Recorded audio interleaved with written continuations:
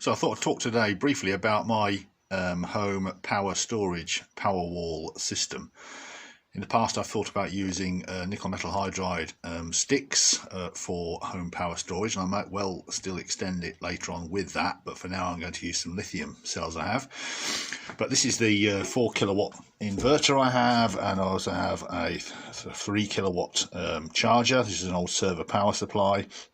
So this is about 55 volt output at 50 amps, and this one is again a 48 volt inverter input and about 4 kilowatts. So that is all going to go on my garage wall here on a piece of board, which I'll be putting up shortly. And the battery box, battery storage is going to be outside. So if you look outside here, we see I have a nice wooden crate, and this is actually what some lithium packs arrived in from America about a year ago. So I've painted it and sealed it really well with waterproof paint, etc., and it's also going to have a rubber top on it, etc., and it's only going to be a 48 volt storage pack anyway. So you can see that is the storage box. Got some the cover there, top there, and some foam for it all to rest on. So that's the storage box that sits outside just off the floor and away from the wall there, so that it's not going to get damp, and it's in the sort of coolest part of my garden, so it's going to be shaded from direct sunlight most of the time. Then the cells are going to be these LTO blocks here. Each one of these blocks is 1 kilowatt hour.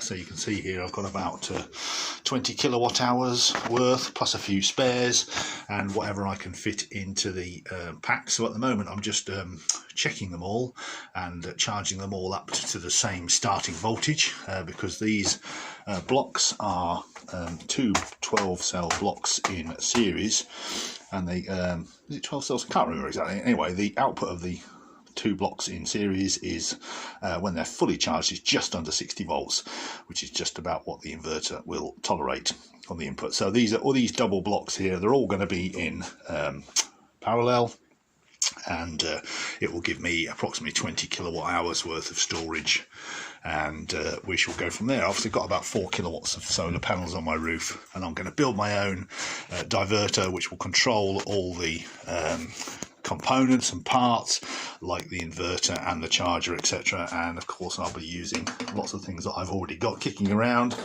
IMA parts, 100 amp contactors, switches, isolators, fuses for the battery blocks. I'm going to use an OBD2 CNC, wasn't no surprise there, is there? So this will be CAN enabled, and this will go inside this box here, and this will probably be in the kitchen, the control unit.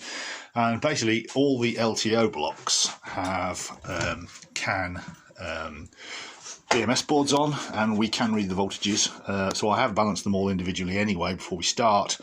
Can't activate the balancing on the LTO box, but I can read all the voltages. So I'm going to have these in a big CAN network and read the voltages with my OBD2 CNC modified, as you see there.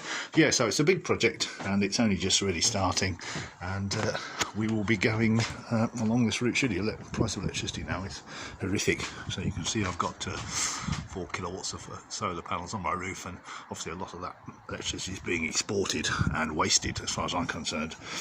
So hopefully this project will make good use of that.